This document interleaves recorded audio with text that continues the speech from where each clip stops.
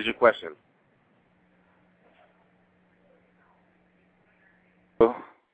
Yeah.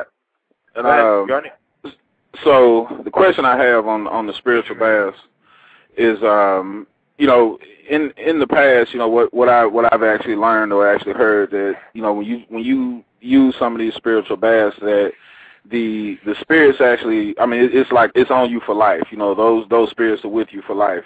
So I guess my first question is, and I guess it could actually kind of lead into the second one is, how is it that, and you've even said before how that the spirits, they follow the herbs now, they follow the medicine.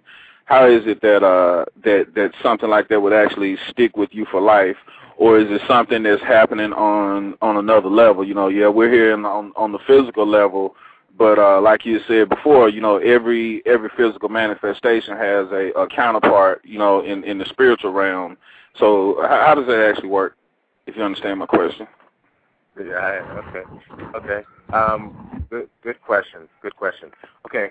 This is how we'll deal with this. When you're dealing with the concept of spiritual baths, and you're dealing with the concept of how they work, let me explain this. The reason why these things are on you for life is this: is when you, first of all, our spiritual baths are with indigenous herbs, meaning that they are with trees, the vegetation, things that exist within nature. Do you understand that? Right. And let's just deal with the fact that these things are living. And when you mention the concept of spiritual counterparts, understand that everything has both a physical and both a spiritual counterpart, meaning that you look at a tree and you see the physical tree, but there are minds and mentalities that exist that are responsible for projecting the image that you're getting as what we're calling a tree.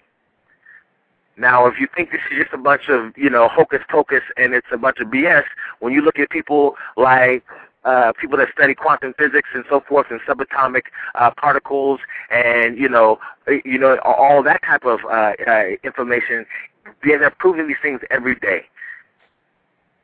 So let me explain this to you. The tree or the herb has a spiritual counterpart. You yourself, as having a physical body, have a spiritual counterpart, meaning that you have a spiritual set of organs. You have a spiritual body. You have a spiritual eyes. You have all those things. And what we do is we're actually able to travel into nature, one, able to observe certain realities that exist in the environment.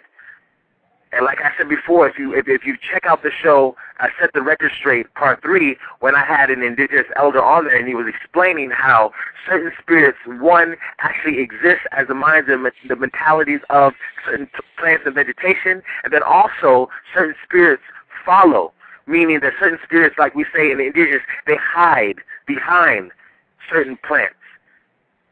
They befriend them. And what happens is that when you take certain parts of the plant and then you combine it with water, let's just deal with water here because we're dealing with spiritual baths. When you deal with water, what is water? One, you just deal with mundane science. It's a natural solvent.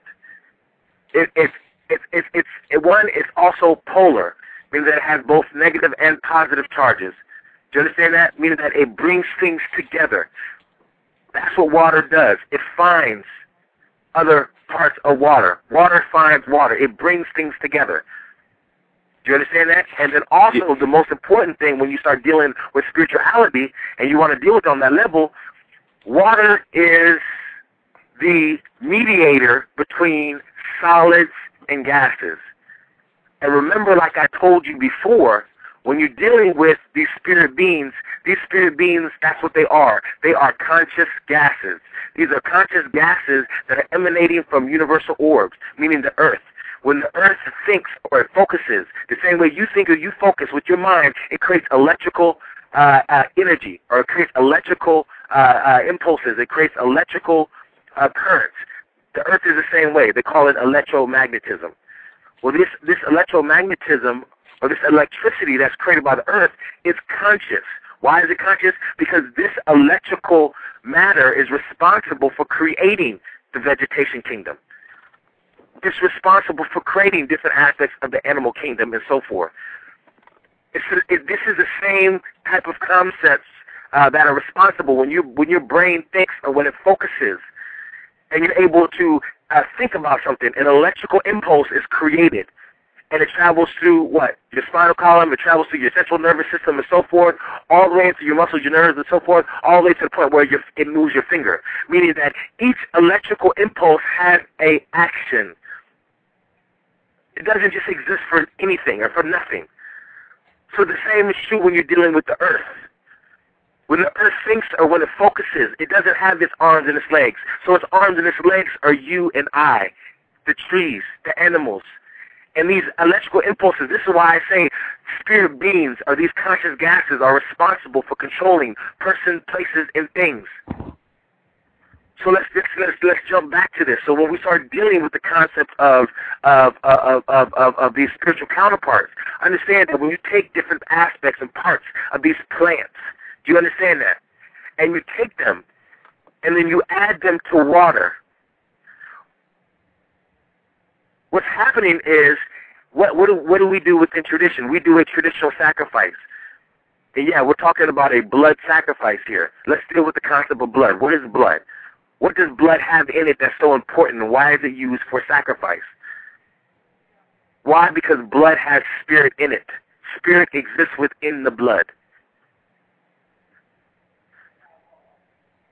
Life exists within the blood. The fire or the flame exists within the blood. This is what happens when you breathe in, and the acidic material within your blood ignites. It creates fire. This is where these electrical impulses and so forth, this is where they're generated from. This life, or this fire, it exists within the blood. So let's deal with this. You have two living organisms. Do you understand that? You have your body, which is a living organism that has both the physical and the spiritual aspect of it, the counterpart.